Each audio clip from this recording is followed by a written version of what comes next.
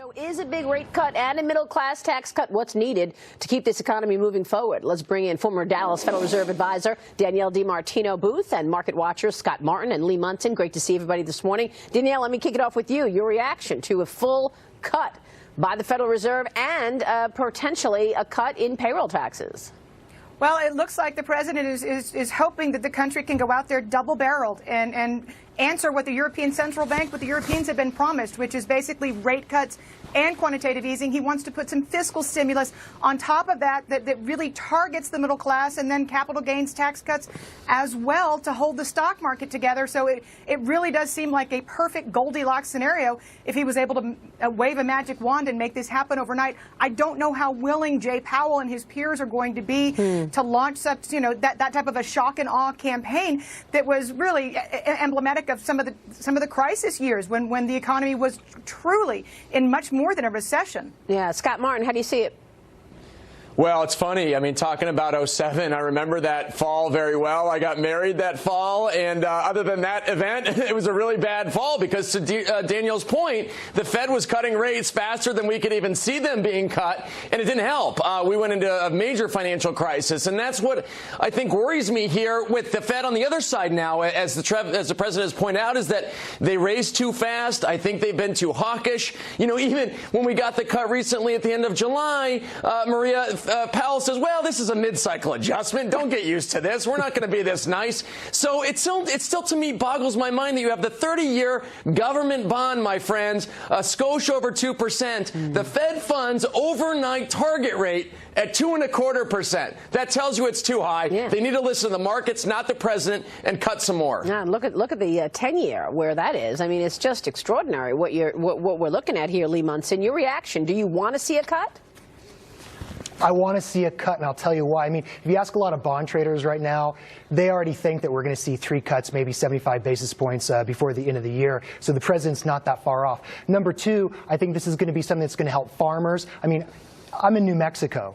You go down to southern New Mexico, and you see land fallow right now. It's going to help drillers in the energy sector that are, over leveraged and can use it. And you also got to look at local regional banks. They need this right now. What people don't understand, Maria, is that we have with China intertwined trade and national security issues. I do a lot of business with people in national defense. We've got to deal with this Chinese thing, and the president says he'll push this economy into recession to deal with that. Unlike the Russians, unlike the Soviets, money talks with China, and so I think that we're going to have to guns and butter approach. We got to juice this system for the next 12 months so that Trump can get these issues with China worked out. Again, I'm fiscally conservative, but we've got to address the intellectual property, thievery, the military espionage, Huawei, all that stuff. So all the things they won't agree on. Push through a difficult time. Exactly. These are all the things that they reneged on. So, and by the way, let's not forget that China has broken its promises so many times in so many different situations, whether it's the WTO or breaking promises with Hong Kong. Look at the 2 million people in the streets as we speak, breaking promises with the U.S., saying that they're going to buy beef and then they don't. So even if we were to see a deal, will it be enforceable? Well, I think that, Maria, that's a fantastic question because we've seen them renege and go back on their word time and again. We've seen the way that they're treating the people in Hong Kong. They're simply not a trustworthy negotiating partner, and I think that there's every reason to question the integrity of China's intentions at this juncture. What I'm not sure about is whether or not tariffs are the correct instrument anymore, and I think that President Trump has seen that, and he pulled back on those September the 1st increased tariffs for that very reason, and now he's looking for a different way to go about providing relief to this economy so that it can get through, so that his administration can get through these very tough negotiations. Yeah, I mean, the issue is that the economy feels good, but at the end of the day, we are seeing a bit of a slowdown. We know that Europe is having a hard time generating any growth. So what about that, Scott? Do you feel that things are poised to slow down considerably by year end?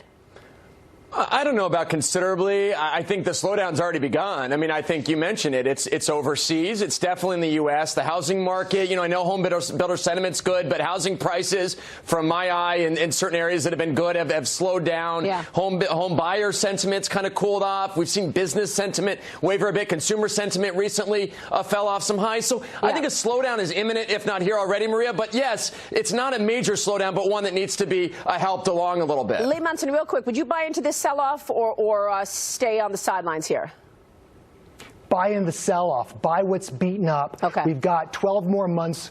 And I think the next 6 months, you buy every dip that you have, and then you start getting concerned. But between now and the end of the year, I think you have to be bold, and then I start to get more panicky and freaked out. All right. Thank you so much to the panel. Great conversation there. History says